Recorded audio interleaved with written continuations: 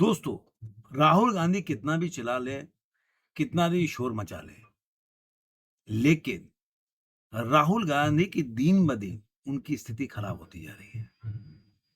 वो अपना गढ़ बचा ले, अपने पैरों के नीचे की जमीन बचा ले, वो बड़ी बात है। एक बंदा होता है ना कि वो अपने जगह को सेव नहीं कर रहा है, वो दूसरे के चक्कर में लगा पड़ा है कि दूसरे का कैसे से दीवार गिरा दूं और उसका दीवार पूछे पूरा का पूरा घर पीछे से गायब हो रहा है, उसको फर्क नहीं है, वो नहीं सोच रहा है। तो सबसे पहले आदमी एक कहावत हमारे बचपन में कि कौवा कान लेके जा रहा है, तो पहले अपने कान देखोगे कि कौवा के पीछे भागोगे। तो राहुल गांधी एक कौवा के पीछे भागने वाले आदमी है। अब ये क्यों बोल रहा हूं? आज ही के दिन में दो ऐसे न्यूज है। एक मणिशंकर अय्यर का, जो कि अपने को नेहरूवियन, उसके बाद से देखेंगे जो वो गांधीयन, राजीव गांधीयन और सब कुछ बोल गए, लेकिन वो कह रहे कि आई एम नॉट अ राहुलवियन। एक नया चीज राहुलवियन, मैंने राहुल गांधी का भी कोई आइडियोलॉजी अपना होगा, उसको नहीं मानते। उन्होंने पवन खेड़ा से लेकर और जो कांग्रेस के बड़े-बड़े लीडर हैं, उनके धज्जियाँ उड़ा दी। जो पवन खेड़ा के बारे में उन्होंने तो जो शब्द बोले क्या ही बोलूँ मैं। तो एक तो ये चल रहा है। आप ये राहुल गांधी, ये जो समस्या है ये पहले से है, लेकिन राहुल गांधी की पार्टियाँ, बड़े-बड़े लोग जो राहुल गांधी के साथ रहते हैं उनकी बात, नवजोत सिंह सिद्धू, उनकी वाइफ का क्या कहना, उन्होंने उनको पार्टी से निकाला गया। नवजोत सिंह जो है सिद्धू, उनका भाषा देख लीजिए। उनकी वाइफ का कि 500 करोड़ में सब बिके पड़े हैं।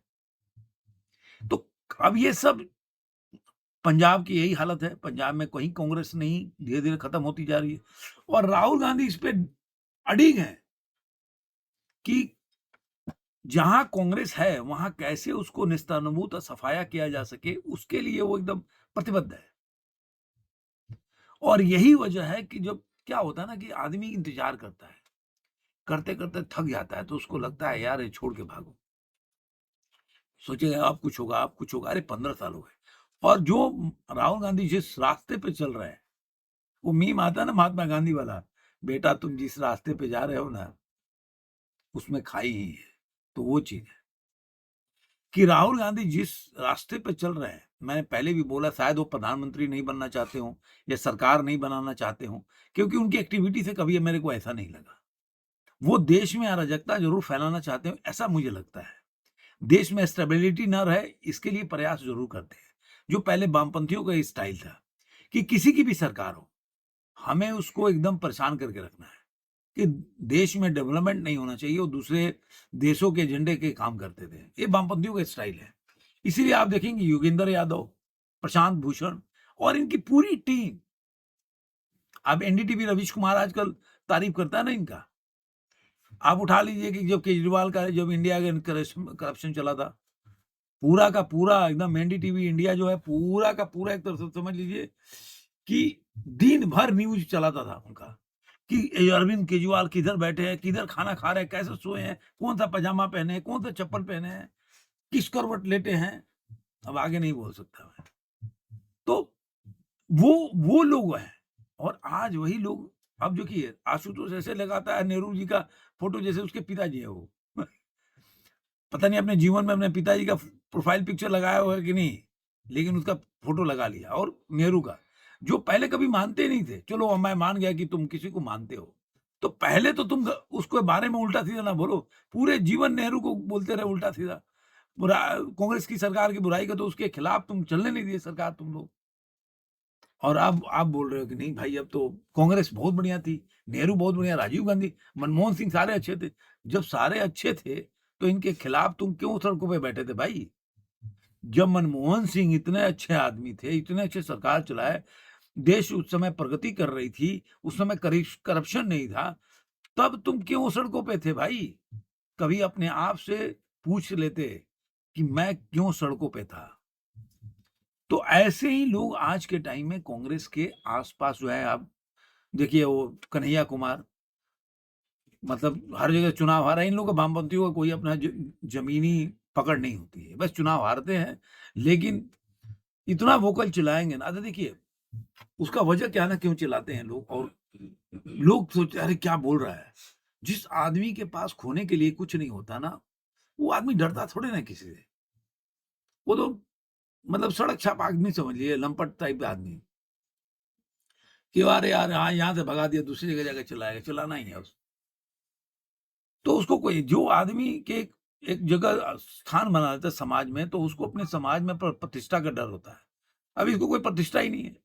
यहाँ चुनाव हारा, अगर मान लीजिए इसके जगह पे कोई एक बार चुनाव हारा होता ना, वो वो तराइन का युद्ध, याद कीजिए, एक बार पृथ्वीराज चौहान हारे, वो सारा इतिहास में यही सब वामपंथी पढ़ाते हैं, लेकिन वो कितना हारा है गोरी को ये नहीं पढ़ाएंगे।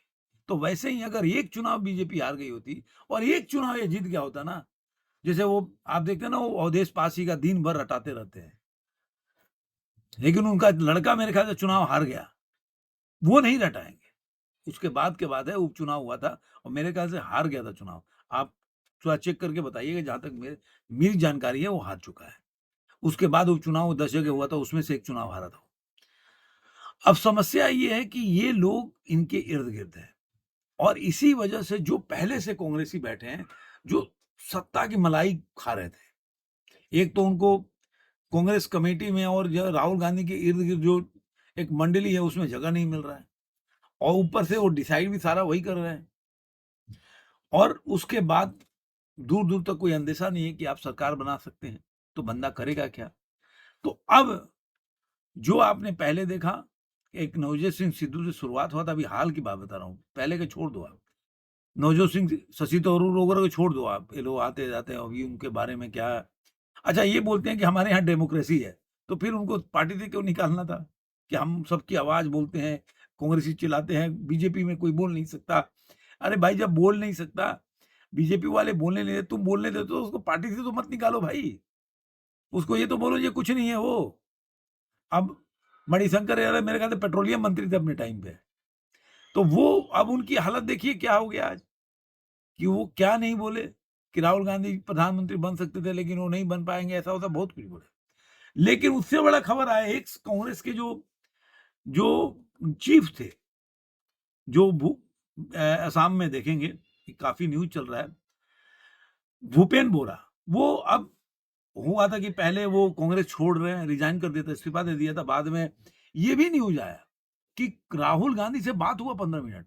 उसके बावजूद भी वो बंदा मतलब मीडिया में आके बोल रहा है कि नहीं भाई, हम देखते हैं, सोचता हूँ। मतलब आप सोचिए, राहुल गांधी से बात होने के बाद भी वो बंदा कन्विंस नहीं हो पाया। बीजेपी में होता है, आपने देखा होगा कि सीट नहीं मिलने से नाराज़ हो गए थे गिरिराज सिंह, और क्या हुआ?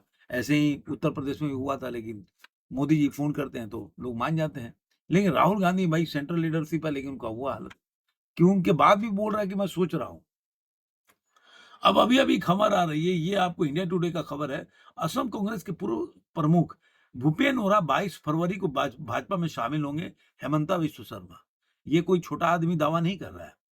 ये असम के मुख्यमंत्री हेमंता बिस्वा शर्मा ने मंगलवार को घोषणा की है कि असम कांग्रेस के पूर्व अध्यक्ष भूपेन बोरा 22 फरवरी को भारतीय जनता पार्टी में शामिल हो जाएंगे। और इन्होंने कहा कि भूपेन बोरा 22 फरवरी को भाजपा में शामिल होंगे। दिलीप सेकिया इससे जुड़ी सभी औपचारिकताएं पूरी करेंगे। उनके साथ ही गुवाहाटी और उत्तर लखीमपुर में कांग्रेस के कई नेता भाजपा में शामिल होंगे। ये एक बहुत बड़ा ट्विस्ट है, यहाँ पे देखेंगे। उन्होंने आगे भी कहा, वो कांग्रेस में आखिरी मान्यता प्राप्त हिंदू नेता हैं। हमारे राष्ट्रीय अध्यक्ष नितिन नवीन ने पहले ही उनके शामिल होने की मंजूरी दे दी है और उनका स्वागत करते हैं।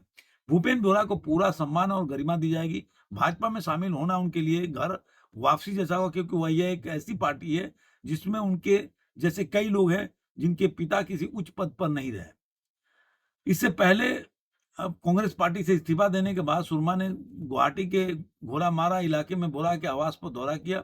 इस दौरान बोरा की पत्नी और बेटे ने आरती करके मुख्यमंत्री का स्वागत किया। तो और कांग्रेस से इस्तीफा दे चुके हैं, ये सब चल रहा है। तो आप मान के चलिए कि कांग्रेस की स्थिति क्या है। मतलब एक मतलब ये छोटा-मोटा नहीं है भूपेन बोरा। मतलब कांग्रेस के आप समझिए कि आ आसाम के एक पिल्लर थे, जिनके ऊपर ये पूरा कांग्रेस पार्टी है, अब वो छोड़ के जा रहे हैं। लेकिन राहुल गांधी को इससे फ़र्क नहीं पड़ेगा। अभी 2 दिन में आएगा, बोलेंगे बीजेपी के एजेंट थे वो, जिसकी वजह से आसाम में आ रहे हैं। उनको अपना चीज़ नहीं देखना कि भाई उनकी क्या हालत हो रही है, पार्टी पे क्या काम करना चाहिए। वो तो क्या ना कि भाई राहुल गांधी को दिमाग मुझे लगता है 1 सेकंड के लिए खुलता है। उसमें दौड़ते-दौड़ते जो होता है ना, जो कीड़ा घुस जाता है ना, बस वो रटते रहते हैं वही, रिपीट करते रहते हैं। आपने देखा होगा कि और जो पहले के मुद्दा वो छोड़ते जाते हैं। आप याद करिए कि उनका हर जो पार्लियामेंट सेशन हो, ऐसे ही वॉश आउट होता है। कभी उठा लीजिए पहले या स्टार्टिंग से जाइए तो एक स्नूपिंग कार्ड था, जो प्रधानमंत्री मोदी के लिए लेके आए वो चलता रहा। फिर अगस्ता अरे वो क्या था राफेल आया, राफेल चलता रहा। उसके बाद स्नूपिंग कार्ड के ईडी ये तो बाद में आया तब ये अ, अंबानी, अडानी उसके बाद आने लगा। अब तो याद भी करना पड़ेगा, इतना नहीं इन्होंने एक-एक मुद्दे लेके पकड़ के इन्होंने पार्लियामेंट को चलने नहीं दिया, तो याद भी अगर उस समय का वीडियो न्यूज़पेपर निकालना पड़ेगा, काम करना पड़ेगा क्योंकि वो सब पेपर पलट के धूल फेंकती है। लेकिन वो मुद्दे वो छोड़ जाते हैं, उनको भी याद नहीं होगा कि अरे हमने यार 2014 में कौन-सा मुद्दा उठाया था। अच्छा, अच्छा, अच्छा। तभी वो स्नूपिंग कार्ड खूब चला, उसके बाद अंबानी का चला, फिर अगस्ता राफेल वाला मुद्दा चला। फिर उसके बाद ईडी का मामला चला, ईडी, सीबीआई ऐसा कुछ चला। फिर चौकीदार चोर है, ये सब चलाए वो। फिर हिडेनबर्ग चलाया, फिर वो जो इज़राइल का जो क्या नाम था उसका एक कंपनी जो उनका फ़ोन टैप करती थी, वो सब चलाया उन्होंने।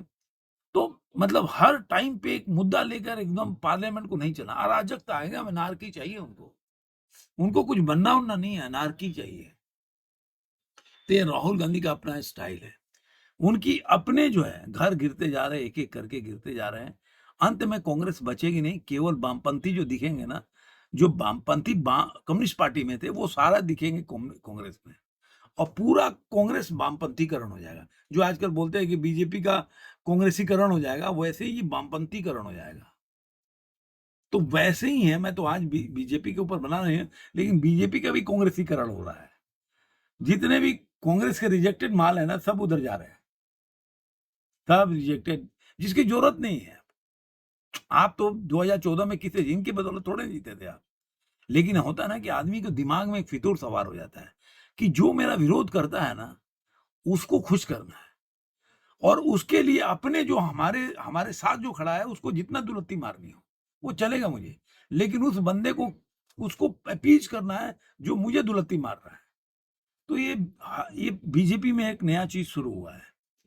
जो उनके वोटर हैं, जो उनको वोट देते हैं, उनके लिए काम नहीं करना, उनको तो दुलत्ती मारना और जो हमेशा से दुलत्ती मारना है, उनको कन्विंस करना है। अरे!